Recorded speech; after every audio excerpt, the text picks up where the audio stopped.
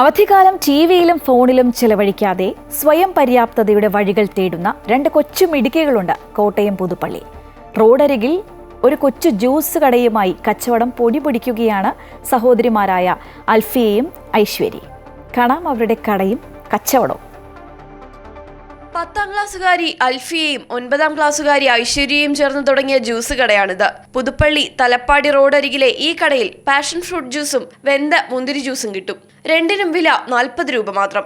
അവധിക്കാലം എങ്ങനെ ചെലവഴിക്കണമെന്ന ഈ സഹോദരിമാരുടെ ആലോചനയുടെ ഫലമാണ് ഈ കൊച്ചു ജ്യൂസ് കട. വെക്കേഷൻ ടൈമില് ഒരു വീട്ടിൽ വെറുതെ ഇരിക്കാതെ എന്തെങ്കിലും ഒരു കാര്യം ചെയ്യണമെന്ന് ഞങ്ങൾക്കുണ്ടായിരുന്നു. അങ്ങനെ തുടങ്ങിയതാണ് ഇത്.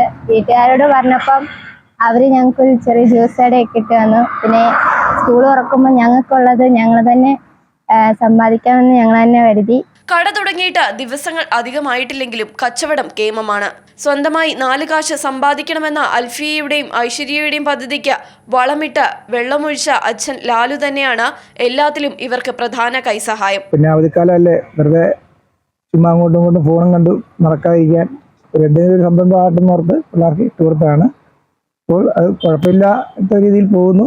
തലപ്പാടി പുതുപ്പള്ളി റോഡരികിലെ ഈ കട കുറച്ചുകൂടി വിപുലപ്പെടുത്തണമെന്ന് ഇവർക്ക് ആഗ്രഹമുണ്ട്. തണ്ണിമത്തൻ ജ്യൂസും പൈനാപ്പിൾ ജ്യൂസും ഒക്കെ ഉണ്ടാക്കി വിൽക്കണം. എന്ത് ജ്യൂസ് ഉണ്ടാക്കിയാലും കുടിക്കുന്നവർ കുറ്റം പറയാൻ അവസരം കൊടുക്കാതെ നല്ല ഒന്നാന്തരം ജ്യൂസ് തന്നെ കൊടുക്കണം. അവധി കഴിഞ്ഞ് സ്കൂൾ തുറക്കുമ്പോൾ കട അച്ഛനെ ഏൽപ്പിക്കണം. അമൃത ന്യൂസ്, കോട്ടയം.